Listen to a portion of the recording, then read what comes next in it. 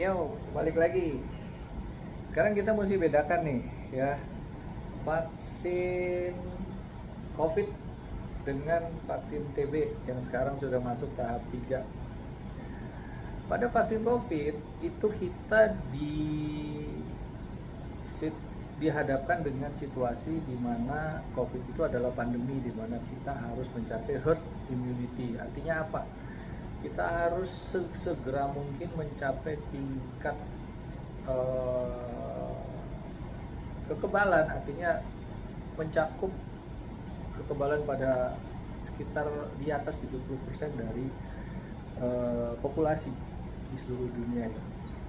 Jadi terciptalah vaksin COVID ya, yang waktu itu memang dalam jangka waktu kurang dari 1 tahun sejak COVID muncul itu sudah dipakai ya. Jadi beredarlah berbagai macam jenis vaksin, makanya ada bukan cuma satu, bahkan ada beberapa lebih ya dari satu. Nah, itu situasi di mana itu pandemi, jadi mau nggak mau kita harus ikut serta, mau nggak mau antara dua pilihan, kita itu mau ditularkan secara aktif atau secara pasif. Kalau ditularkan secara aktif artinya kita tertular oleh orang yang mempunyai penyakit tersebut ya, dalam hal ini COVID. Artinya apa? Kita nggak pernah bisa milih mau OTG, ringan, sedang, berat, atau kritis gitu ya. Itu kalau aktif. Nah sekarang kalau kita bicara tentang pasif, artinya sengaja ditularkan. Jadi itulah maksudnya dari vaksin. Jadi pertahanan tubuh kita diberikan sparring partner gitu ya, diberikan lawan yang memang sengaja kita sudah lemahkan, sengaja sudah dimatikan gitu ya. Bahkan cuman rantai RNA-nya atau DNA-nya gitu ya, atau hanya sebagian dari kumannya gitu ya. Jadi pertahanan tubuh kita udah lebih siap. Oh ternyata memang profilnya seperti ini ya, kumannya ini kayaknya botak atau gondrong, oh sedikit pincang misalnya, kayak begitu tuh kalau misalnya kita mau gambarkan ya. Jadi begitu masuk lagi kuman yang aktif, pertahanan tubuh kita udah lebih siap untuk melawan itu ya.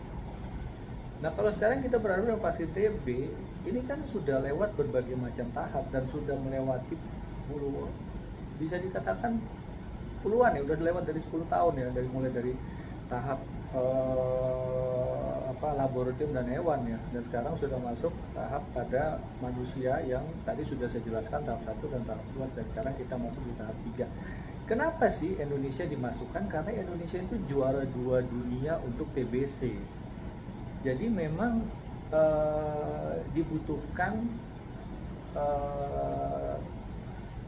sampel di mana memang banyak kuman TBC yang akan bisa mempresentasikan vaksin ini nantinya, begitu ya.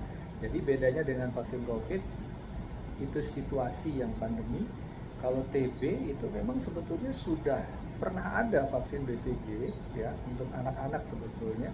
Nah sekarang yang dicari adalah vaksin untuk remaja dan dewasa, intinya itu ya. Dan bagaimana caranya kita bisa mencegah TB, bagaimana caranya membuat supaya TB itu bisa, kalaupun amit-amit karena itu tidak jadi berat ya.